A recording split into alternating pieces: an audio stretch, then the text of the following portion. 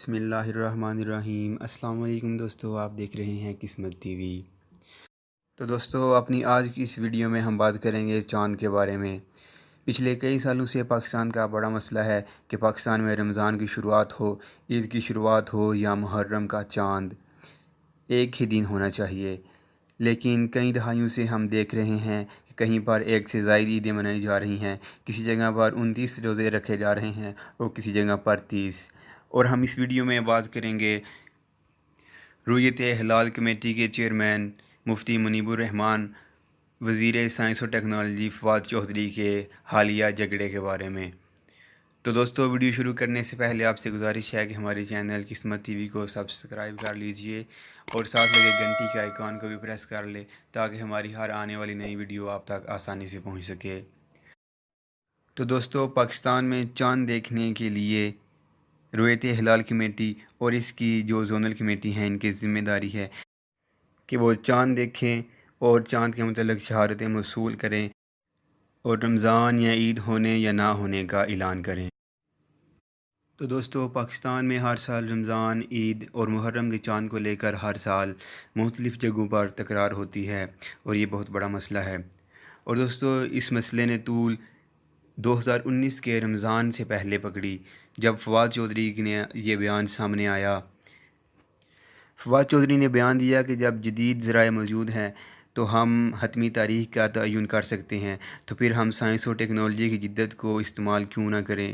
انہوں نے کہا کہ ہم اگلے 10 سال کا کیلنڈر بنائیں گے اور اس کو کابینہ کے سامنے پیش کریں گے۔ کابینہ کا فیصلہ حتمی ہوگا۔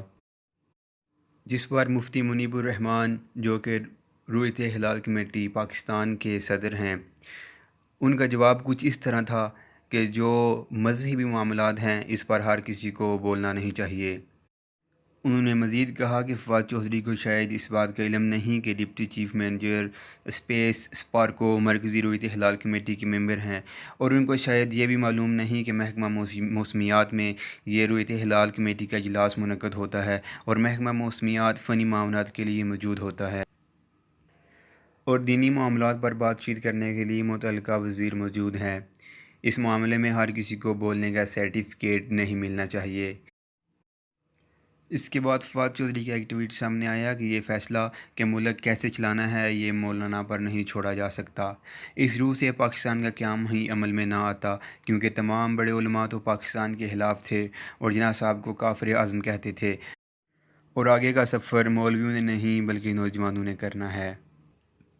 دوستو، اس سے پہلے چھوٹی عمر کی شادی کے بارے میں بھی فواد چودھری نے ایک ایسا ہی ٹویٹ کیا تھا، جو کہ یہ تھا کہ ملا نے راج کرنا ہے یا شعور نے۔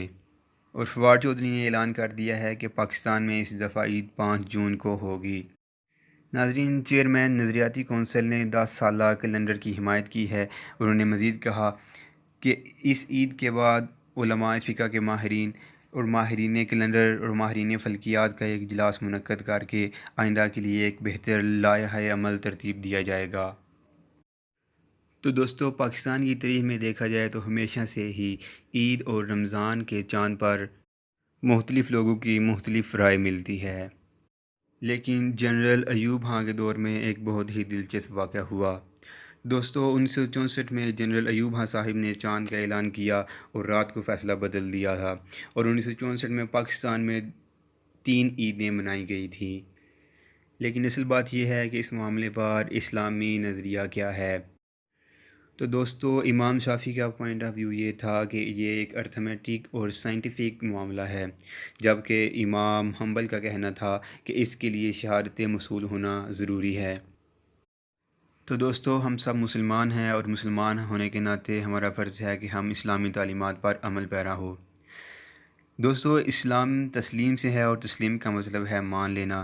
ایک مسلمان اللہ اور اس کے رسول صلی اللہ علیہ وسلم کی ہر بات کو مانتا اور تسلیم کرتا ہے۔ عبادت کا بنیادی اصول توقیف ہے، یعنی ہر عبادت کے حوالے سے اللہ اور رسول صلی اللہ علیہ وسلم کا حکم بنا کسی بحث و مباحثے کے ماننا ہم پر فرض ہے۔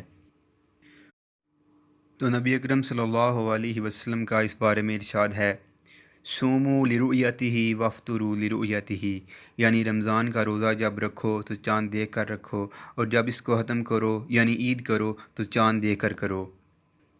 رویت کا مطلب ہے آنکھ سے دیکھنا، اور نبی اکرم صلی اللہ علیہ وسلم اپنے زمانے میں اس پر گواہی طلب کی، یعنی ایسے موقع پر نبی اکرم صلی اللہ علیہ وسلم کے صحابہ کرام تشریف لاتے اور کہتے کہ یا رسول اللہ ہم نے چاند دیکھا ہے، تو نبی اکرم صلی اللہ علیہ وسلم عید یا رمضان کا حکم دیتے، اور پھر ایک قانون بنایا کہ اگر 29ویں روزے کی رات کو معطلی ابر آلود ہو، یعنی چاند نظر آنے کے آثار کم ہو، تو پھر 30 روزے مکمل رکھو۔